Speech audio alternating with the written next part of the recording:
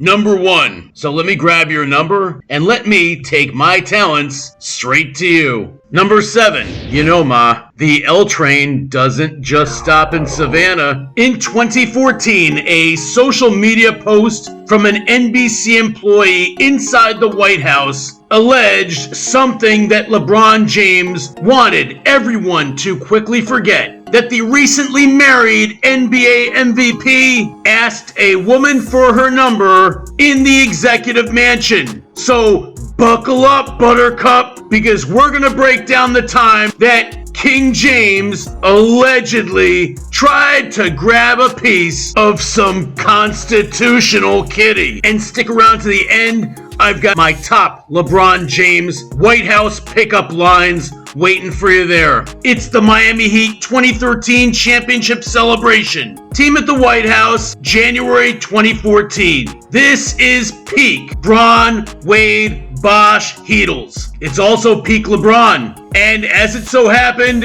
newlywed LeBron. Unquestionably, at that time, the best player in the NBA. Off back-to-back championships. The Miami Heat rolled into the White House to get honored by President Obama for winning the 2013 title. It's your standard pro team reception here. Handshakes, photos, the usual. LeBron's there with his boys looking like the king of the world. And at that time, you could argue that maybe he was. Here's the thing though. This was just a few months after he married his longtime girlfriend, Savannah in September 2013. They were still in the newlywed phase. And the media, as it always has for King James, was pushing the whole family man image hard at the time. And then this story drops. An NBC associate producer named Stacey Klein was at the event. She posts a picture on Instagram of the Heat with Obama and then drops this in the caption. Pretty decent day at the White House today. The Miami Heat gave a POTUS jersey to the head honcho. And I watched LeBron ask a girl for her number right in front of me. He just got married in September. End of post. There is no ambiguity there, as Klein straight up posted what she saw allegedly happen. Right there, in the White House. Now, we're not talking about some random social media troll. This was someone who was physically in the room working the event. And Stacey Klein isn't some rando politico either. She has worked with NBC for several years and was recently promoted to DC Senior Director of News Gathering. So she was a legit source, not some goofy cocktail waitress aiming for some clickbait. Stacey Klein belonged there and she knew the territory. This was as solid of a source of anything happening in the White House as you would find. That's what made this story spread like wildfire in the gossip blogs and sports media for a hot minute. Now, do you remember this largely forgotten bit of LeBron James history? Tell me yes or no in the comments. Of course, once it started blowing up, Klein went back and edited the caption. She took out the part about LeBron asking for the number and just left the boring version about the jersey presentation. Classic move. Post it, watch it spread, then try to walk it back when the heat comes on. But that heat was already scorching and the damage was already done. The original caption was screenshotted and shared everywhere. Washington Examiner ran with it. The UPI picked it up. Gossip and your usual spots got busy with pushing it and calling out LeBron's, again, alleged behavior. Well, here's where it gets interesting for me. And for those of us who know the insufferable nature of King James, LeBron has always sold this image. The family guy, the locker room leader, Mr. No Scandals, the guy who's above the nonsense, Mr. I'm not like those other guys. Remember, this is the guy who claimed that in his NBA locker room, nobody disparaged women. We don't disrespect women in no shape or fashion no longer. That never comes up. And that's in my LeBron James Lies compilation, which you can find on my channel page.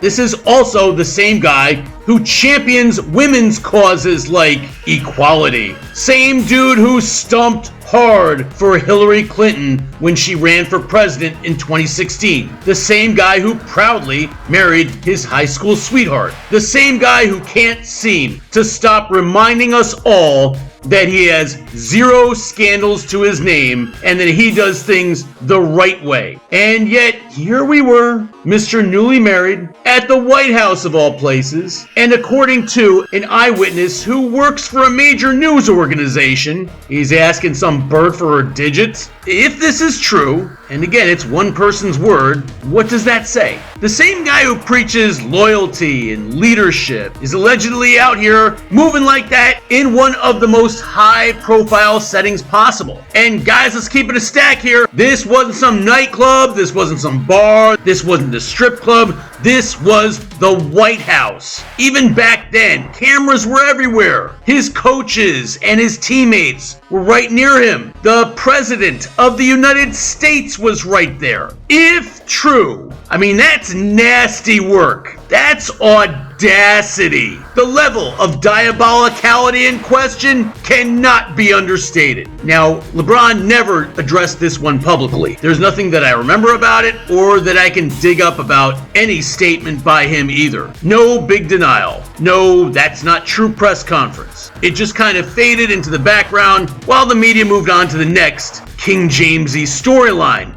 But so many little alleged incidents like this are why a lot of us have always side-eyed his polished image. The same guy who wants to be seen as the ultimate professional and family man has had so many of these little moments pop up over the years. The Diddy parties, the 2-man with Drake allegations, him definitely DMing chicks on X, and Instagram models. You can find out more about that in my The Truth About LeBron James video. Again, it's on my channel page. And on the court, despite him and his minions in the press arguing that he's the greatest of all time, he's had several notable missteps too. Whether it's the flopping, the quitting in big games, the attention seeking at all times, or stuff like this, there's a pattern here with this guy if you're willing to look. At the end of the day, this is one unverified story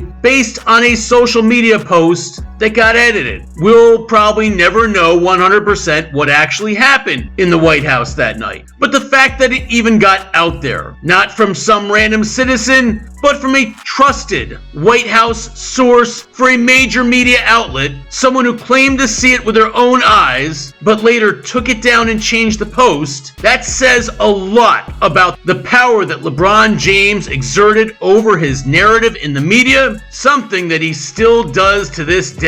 Well, what do you guys think? Was this just gossip that got out of hand, or does it fit a pattern that some of us have been calling out for years? Drop your thoughts in the comments, and thank you for sticking around. Here is my list of the top pickup lines that LeBron James could have used, allegedly, at the White House.